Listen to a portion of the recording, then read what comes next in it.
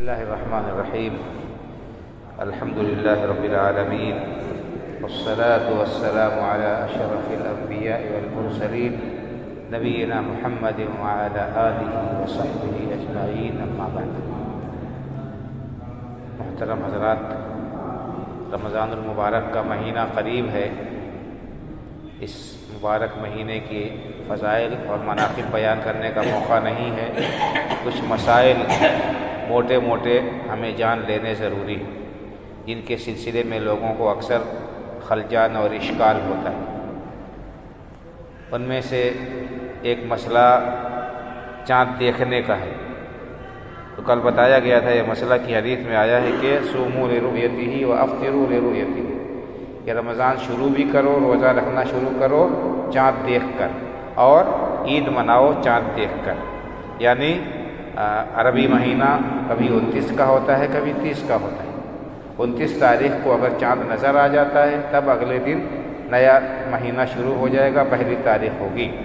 اور اگر 29 تاریخ کو چاند نظر نہیں آیا، کوئی خبر نہیں ملی چاند نکلنے کی، تو اگلے دن 30 شعبان مانا جائے گا اور اس دن روزہ نہیں رکھا جائے گا۔ شک کا دن کا روزہ رکھنا یہ حرام ہے، منع ہے، اللہ کے رسول صلی اللہ علیہ وسلم نے اس سے روکا ہے، اور صحابی کہتے ہیں کہ شک کے دن کا روزہ رکھنا یہ اللہ کے رسول کی نافرمانی ہے، تو اس سے بچنا ضروری ہے۔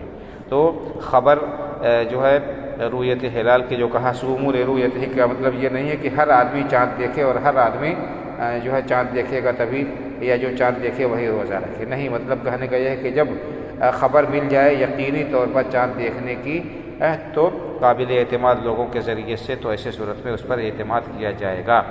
دو آدمی اگر جو عادل ہیں وہ گواہی دیتے ہیں چاند دیکھنے کی، تو ان کی گواہی پر اعتبار کرتے ہوئے روزہ رکھا جائے گا اور عید جو ہے منائی جائے گی۔ یہ مطلب ہے کہنے کا، یہ نہیں کہ ہر علاقے کے تمام لوگ دیکھیں۔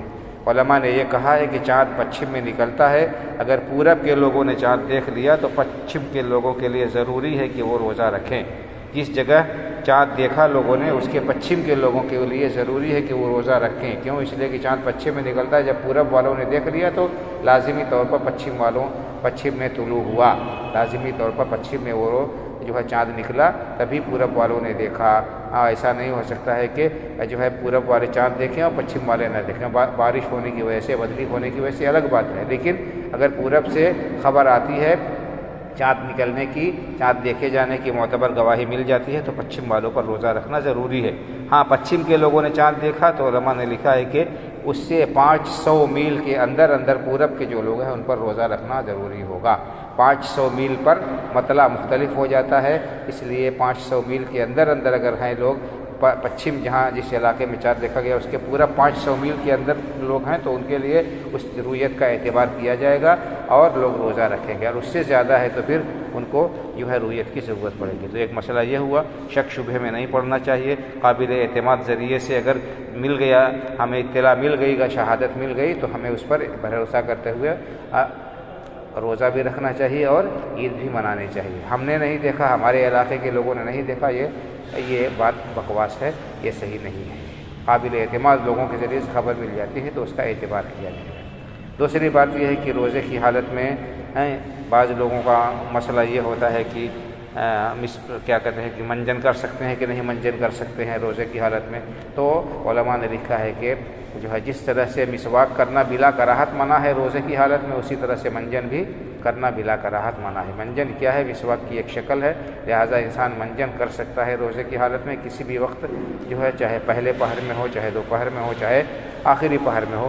اگر کوئی انسان منجن کرتا ہے یا مسواک کرتا ہے تو کوئی حرج نہیں۔ جیسے انسان کلی کرتا ہے، منہ میں پانی کا اثر جو ہے اس کا ذائقہ معلوم ہی ہوتا ہے کہ میٹھا ہے کہ کھاری ہے پانی، کہ گرم ہے کہ ٹھنڈا ہے، اسی طرح سے مسواک کا بھی معاملہ ہے اور منجن کا بھی معاملہ ہے۔ البتہ گل منجن کے سلسلے میں علماء نے لکھا ہے کہ یہ نشے کی ایک قسم ہے، تو روزے کی حالت میں بھی یہ صحیح نہیں ہے اور غیر روزے کی حالت میں بھی صحیح نہیں۔ یہ نہیں کہ صرف روزے کی حالت میں گل منجن کرنا منع ہے، بلکہ روزہ اور غیر روزہ دونوں حالت میں گل منجن سے احتراز کرنا ضروری ہے، پرہیز کرنا ضروری ہے۔ باقی جو ہے منجن کرنا، کسی بھی وقت میں برش کرنا، یہ جائز ہے، یہ مسواک کا قائم مقام ہے، کوئی حرج اس کے اندر نہیں ہے، اس کے اندر کوئی حرج نہیں ہے۔ اور بھی اس طرح کے مسائل ہیں موٹے موٹے، اللہ تعالیٰ ہمیں جو ہے دین کے مسائل سیکھنے کی، اس پر عمل کرنے کی توفیق عطا فرمائے۔ اللہ تعالیٰ ہمارے روزوں کو، ہماری عبادتوں کو قبولیت سے نوازے اور ان پر ہمیں دارین میں بہترین بدلہ عطا فرمائے۔ آمین۔ وآخر دعوانا الحمد للہ رب العالمین، وصلی اللہ علی نبینا محمد۔